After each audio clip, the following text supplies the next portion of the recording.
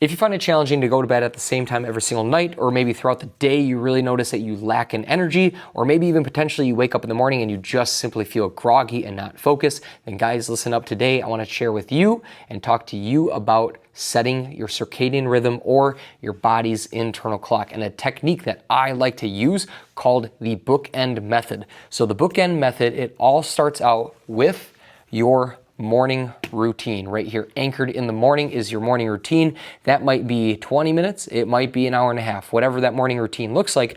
You always want to make sure that you're starting that morning routine at the same time every single day. And then even that end of that morning routine might be ending at a certain time. That's what I like to do for myself. But then at the other end of that bookend method, you also want to make sure that you are ending that bookshelf with a strong and steady evening routine as well. So on this end, you're also setting in place a time where at the beginning or towards the end of the day, you are saying, okay, it's time for me to start winding down, and then I'm going to go through this time of my evening routine, and right when I get to this side, that is going to be the time that I go to bed at the end of every single day. For myself, I wake up at 5 a.m. every single day. My morning routine lasts until 6:30. That's when I like to end my reading. And then from there, I attack the day.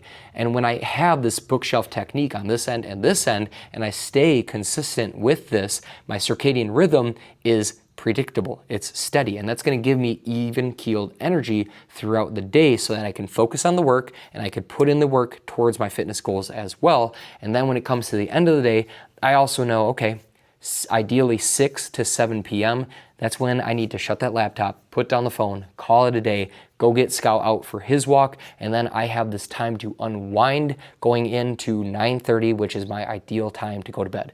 If I can stick to that on a consistent basis, a lot of times in the morning, I notice I don't even need an alarm clock. So setting your circadian rhythm, super important.